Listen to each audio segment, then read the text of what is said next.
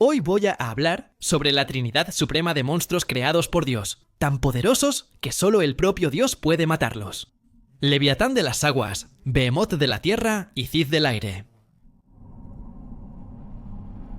Leviatán es posiblemente la criatura más famosa de la Biblia, siendo el dragón de las aguas de la mitología judeocristiana, ya que básicamente toda mitología tiene una serpiente monstruosa mitológica.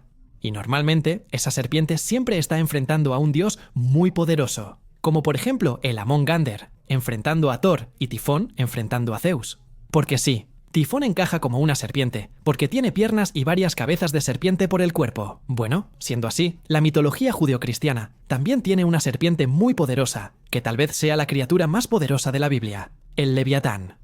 Y tú también deja un like poderoso, comparte el video y suscríbete al canal porque me ayuda muchísimo, ¿eh? Si puedes, comparte el video con entusiasmo y échale un vistazo al comentario fijado. El Leviatán puede ser traducido del hebreo como enrollado, torcido o incluso hoy en día como ballena. Es una criatura marina colosal mencionada en secciones del Antiguo Testamento. Como varias criaturas de la Biblia, el Leviatán puede ser visto como una metáfora. Sin embargo, el judaísmo y el cristianismo ven al Leviatán de formas muy distintas. Para algunos, el Leviatán representa la grandeza y poder creativo de Dios. Para otros, es una bestia demoníaca. Fuera del ámbito religioso, Leviatán también puede referirse a cualquier gran criatura marina, especialmente a las ballenas. Las descripciones del Leviatán cambian dependiendo de la fuente, pero en general, todas coinciden en su tamaño colosal. Algunos dicen que se parece a una ballena, con un cuerpo grueso y cilíndrico y aletas. Otros lo describen como algo más parecido a un dragón. Incluso el Antiguo Testamento fue traducido al griego con el nombre de dragón. En ese caso, tiene un cuerpo más delgado, cubierto de escamas como si fuera una armadura, con garras afiladas, dientes tan filosos como navajas, e incluso la capacidad de escupir fuego. Algunos sugieren que Leviatán, mencionado en la Biblia, podría ser un cocodrilo. Algunas de esas apariciones están en los Salmos, como en este pasaje de aquí. ¡Oh Señor, cuán variadas son tus obras! Todas las cosas hiciste con sabiduría, la tierra está llena de tus riquezas. Este vasto mar alberga incontables criaturas, grandes y pequeñas. Allí navegan los barcos y el Leviatán que formaste para que juegue. Todos esperan que les des su sustento a tiempo. Pero lo más interesante de los Salmos es esto. Dios es mi rey desde la antigüedad. Obrando la salvación en medio de la tierra, tú dividiste el mar con tu poder y aplastaste la cabeza de los monstruos marinos. Hiciste pedazos las cabezas de Leviatán y las diste como alimento a los habitantes del desierto. Tú abriste la fuente y el arroyo, secaste los ríos impetuosos, el día y la noche te pertenecen. Creaste la luz y el sol, fijaste los límites de la tierra, formaste el verano y el invierno. Yo digo que este fragmento es el más interesante, porque hace un paralelo con las historias de otras mitologías que probablemente inspiraron la historia del Leviatán bíblico. La primera se relaciona con el ciclo de Baal, de la mitología cananea. En ese mito, Baal venció a una serpiente enviada por Yam, el dios marino. La serpiente mencionada y el Leviatán del fragmento comparten una característica. Ambos tienen 7 cabezas. Otro paralelo sería la historia de la diosa primordial Tiamat de Mesopotamia, a quien el dios Marduk derrotó y usó su cuerpo para formar la tierra tal como la conocemos. Similar a lo mencionado, definir todos los límites terrestres. Tengo un video en el canal contando esas dos historias, lo dejaré en la tarjeta y descripción para ustedes. La descripción más detallada de Leviatán se encuentra en el capítulo 41 del libro de Job, donde se le retrata con varias características impresionantes. Y tiene escamas súper resistentes, descritas como escudos firmemente unidos, tan cercanos que no pasa aire entre ellos. Sus ojos brillan con los primeros rayos matutinos. Su boca, llena de temibles dientes, escupe fuego y humo. De su boca salen brasas y chispas de fuego.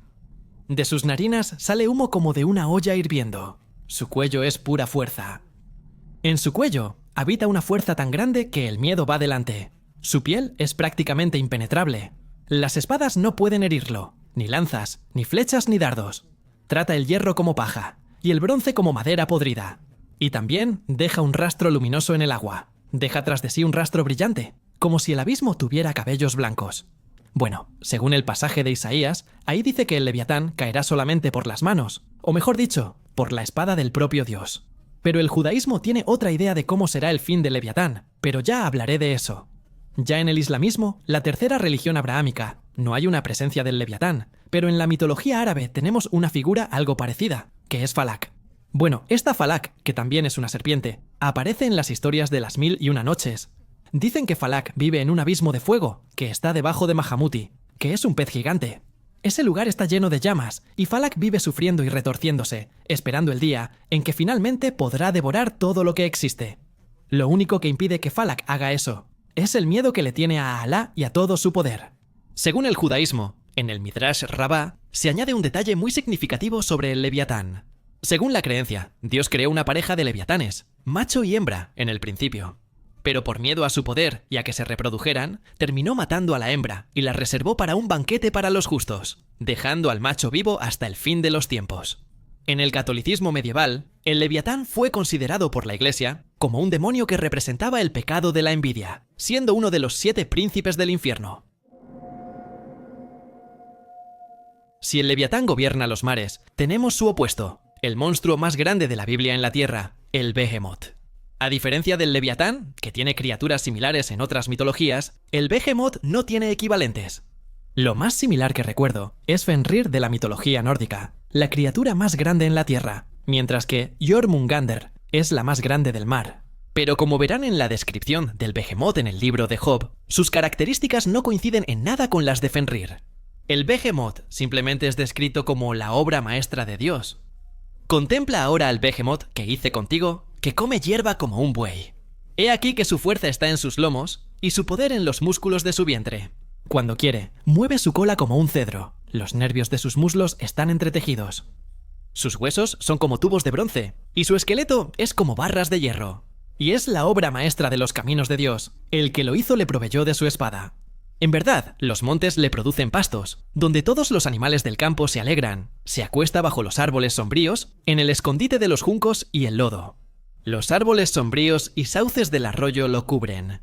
Un río se desborda, pero él no se apresura. Aunque confíe en que el Jordán se levante hasta su boca, ¿podrían acaso cazarlo ante sus propios ojos o atravesarle la nariz con lazos? Muchos piensan que Behemoth sería un león, elefante, toro, dinosaurio o, lo que tendría más sentido, un hipopótamo, ya que sería el opuesto del Leviatán, que sería un cocodrilo. Pero así como muchos dicen que el Leviatán puede ser una metáfora del poder de Dios, lo mismo sucede aquí con Behemoth. Él es básicamente Dios dándole su visión a Job, mostrando el tamaño de sus poderes, y que él, al igual que muchos hombres, no conoce muchas cosas. Aunque en la Biblia no queda muy claro cuál sería la verdadera función de Behemoth en el mundo, en el judaísmo tenemos una muy específica para él. El Midrash Rabbah describe una batalla que ocurriría al final del mundo entre él y el Leviatán. El Leviatán y Behemoth, o Shor, Rabor, el toro salvaje, al final de los tiempos, estas dos criaturas primordiales, una marina y la otra terrestre, lucharán entre sí y se matarán mutuamente, preparando sus carnes para el banquete mesiánico. Esa batalla representa la solución final del conflicto entre las fuerzas primordiales de la creación. Ellos se entrelazarán y lucharán entre sí. El Behemoth usará sus cuernos para atacar con fuerza, y el Leviatán saltará para enfrentarlo con sus aletas, con todo su poder. Entonces, su creador se acercará a ellos, y su poderosa espada terminará matando a ambos. Usando la piel del Leviatán, Dios hará una tienda para albergar a los justos que comerán la carne del Behemoth. La carne del Leviatán se servirá a todos, quienes comerán con gran alegría. Según el Agadá, la fuerza del Behemoth alcanza su máximo en el solsticio de verano cada año, cerca del 21 de junio. En esa época, Behemoth ruge fuertemente, haciendo temblar de miedo a todos los animales, volviéndolos menos feroces durante el año. Gracias a esto, los animales débiles viven seguros, lejos de las fieras. Este fenómeno mítico se muestra como un ejemplo de misericordia y bondad divina. Sin el rugido de Behemoth, los animales se volverían más salvajes y feroces, y así andarían por ahí matándose entre ellos, e incluso a los humanos. En el libro de Enoch, él aparece como macho, mientras que Leviatán resulta ser hembra. Ese día, dos monstruos serán repartidos como alimento. El monstruo hembra Leviatán habita en las profundidades del mar, sobre las fuentes de las aguas. Y el monstruo macho, cuyo nombre es Behemoth, que se mueve en su vientre en el desierto invisible, cuyo nombre era Dutian, al este del jardín, donde los elegidos y los justos habitarán. Donde él recibió de mi ancestro, desde Adán, el primero de los hombres, al cual el Señor Dios creó. En el Islam no hay exactamente un Behemoth, pero existe Bahamut, que es simplemente un pez que lleva la tierra sobre su espalda. Bueno, por último pero no menos importante, tenemos a un representante del aire, que en este caso sería el ave gigante llamada Thiz. Thiz es un ave colosal. Su cabeza toca los cielos y sus tobillos el suelo. La envergadura de sus alas es igualmente grande, y se decía que tenía una distancia entre la tierra y el cielo. Además de bloquear el cielo, el batir de sus enormes alas podía cambiar la dirección de los vientos. Al igual que Leviatán, a diferencia de Behemoth, existen representantes en otras mitologías que pudieron haber inspirado a este enorme pájaro bíblico. El primero sería el pájaro Ruk, también conocido como pájaro roca, de la mitología árabe y persa. Es tan grande que podría capturar y comer elefantes. Aparece en los 1001 cuentos árabes y se volvió muy popular en la historia del marinero Sinbad, cuando sin querer termina salvándolo de un naufragio. Otro también es Garuda, del hinduismo, que sería como una especie de deidad menor en la mitología hindú, y también está presente en el budismo y el jainismo. Sería la montura o bajara del dios Vishnu, siendo un símbolo de fuerza impetuosa, velocidad y destreza marcial. Garuda normalmente es representado como un águila, o en su forma antropomórfica, que tiene características de hombre y de ave. Y en esa forma, Garuda puede ser representado con 2 o 4 brazos. Lleva varios adornos, como aretes, tobilleras, pulseras y collares, hechos principalmente de serpientes. En sus manos lleva emblemas de Vishnu, aunque también puede aparecer con las manos vacías. Cuando Vishnu está sentado encima de Garuda, 2 de sus brazos sirven como apoyo para los pies del dios. Los 2 principales serían Anzu, una enorme criatura alada de la mitología mesopotámica, sirviente del dios Enlil. En algunas fuentes, Anzu es considerada una criatura mitad demoníaca y mitad divina, con aspectos siniestros y bondadosos. En la mitología sumeria, él sería una criatura mitológica traviesa, similar a un embaucador, pero también era visto como un pájaro o un dragón de las tormentas. Otra ave sería el Simurgh, que era considerado un purificador de la tierra y de las aguas, y en consecuencia otorgaba la fertilidad. Esa criatura representaba la unión entre el cielo y la tierra, sirviendo como mediador y mensajero entre ambos. Su nido estaba en la montaña de Galquerena. Pero de todas formas, el pájaro de la Biblia, el Thiz, también podría ser conocido como Genaim. Esto se debe a la voz musical y celestial que tenía. También podría ser llamado Sekel, o el vidente, por la relación que tenía con las regiones del cielo. También es llamado hijo del nido, ya que cría pájaros sin poner huevos. Y estos mismos rompen las cáscaras sin ser incubados. Thiz, Leviatán y Behemoth formaron la tríada de monstruos judíos. Behemoth representa la tierra, Leviatán el mar y Thiz el aire. Las 3 figuras son muy tradicionales en la decoración de artesanías judías, y según algunas leyendas, están destinadas a ser servidas como plato principal en el banquete mesiánico, junto con Behemoth y Leviatán. El Thiz no es mencionado claramente en la Biblia como criatura, pero su nombre sí aparece ahí. Mañana descenderán contra ellos. Miren que suben por la cuesta de Thiz. Los encontrarán al final del valle, frente al desierto de Jeruel. Bueno, algunos todavía dicen que el Thiz podría ser un teratornis, que es un género distinto de enormes aves de rapiña norteamericanas. Si te gustó el video, deja tu like, suscríbete y comparte. Comenta cuál de las 3 criaturas sería la mejor mascota para ti. Behemoth, Leviatán o Thiz. Gracias, adiós.